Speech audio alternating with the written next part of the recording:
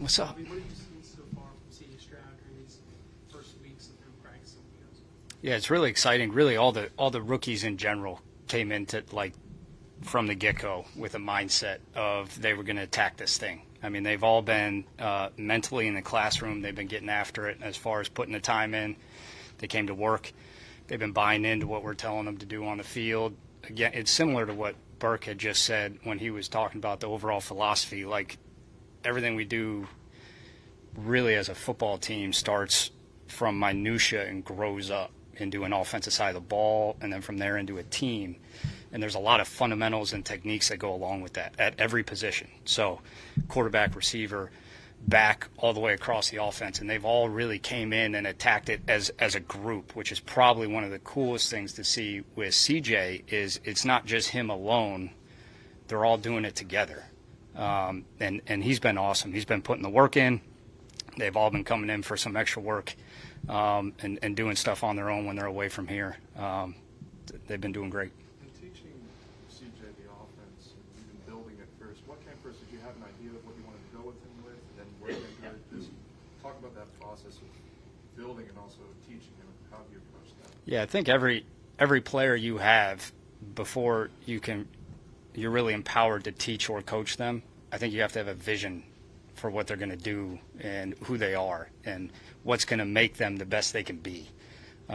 So you kind of start there. And then you branch off into, okay, we need to attack this. This is your strength. Let's make sure we emphasize this. We struggle a little at this aspect. Let's try to work on this to get that improved so that the totality of what we do then fits into what the guys around us are doing, which then fits into the offense. So it's kind of been the same for everybody in that regard, CJ included.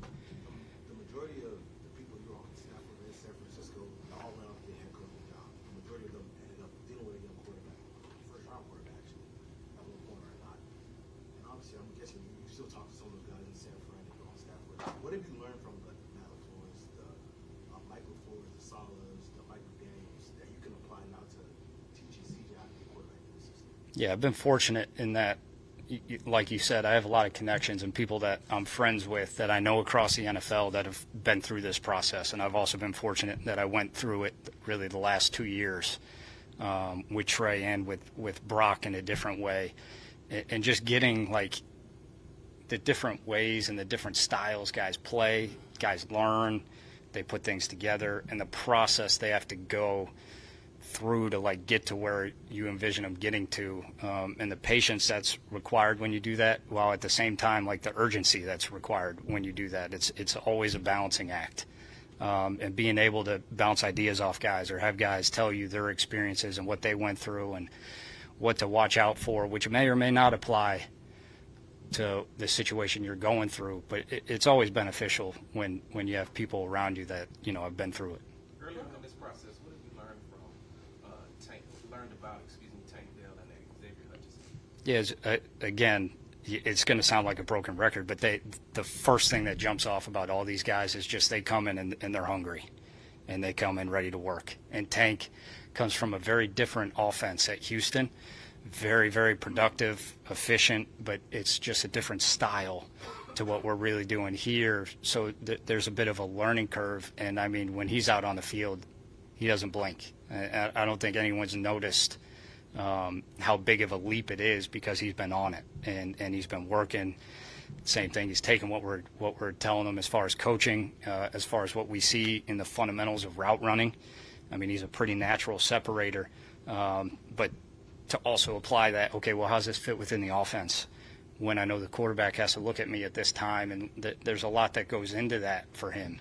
And, I mean, it's been hitting the ground running for him. I mean, it's been not an issue. What were the differences that C.J. Stroud had in Ohio State to here? And, I mean, everybody's had their story about how he's reached out to learn more. I'm sure you have those too.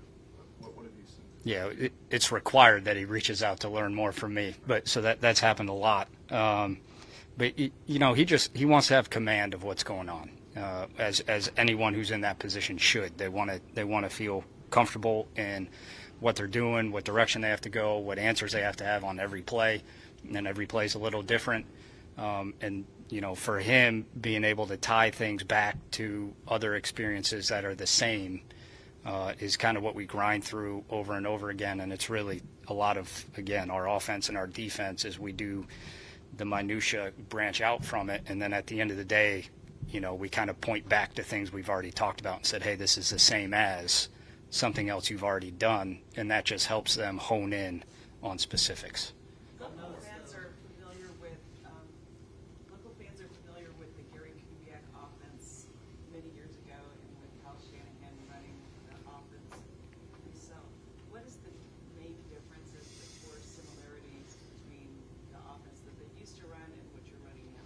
Yeah, that was I was a youngster back then, but I mean the roots are all there. I remember watching when I first got to offense in San Francisco, all these Houston Texan cut-ups and Andre and Schaub and David Anderson and all these guys just running the same stuff we're running right now. And the principles and the foundation of what they did is all there, but like everything, it kind of evolves as it goes. So where it's at right now, the core is all the same, and probably the edges have branched off maybe a hair. The league has just changed. There's some different defenses you see. There's some different issues you get. So you find different ways to adjust to that. But it's cool because it ties back to the previous question. You just point to something else that they did back then and be like, hey, this is the same as that was, but now we're doing it this way. So that was really neat when I first got to throw on some Houston Texan film and see all of them play. From a skill and setting example standpoint, what have you seen from Dalton Schultz and what's the vision for Dalton? Yeah, he's just a professional. All the vets we've kind of brought in have really helped a lot in bringing their position group along and kind of, bringing the young guys with them, showing what it's like to work, to be a professional as far as what you got to do every day, mentally, physically on the field, how you work, how you go about your business. And he's been awesome in that regard. And then, you see a guy who knows how to run routes. He's got a big frame. He knows how to catch. He's fully invested in the run game. So he's been doing a great job. Coach, it wouldn't be fair to Coach Burke if I didn't ask you a question about the defensive side of the ball. What have you seen from those guys as far as looking at Derek Stingley and Jalen Petrie? Yeah, it's hard. Their secondary makes it hard on our receivers. They make it hard on our quarterback. We got to be able to get the ball out on time against these guys, and when we're running routes where we know we can separate, because they're not going to give you one.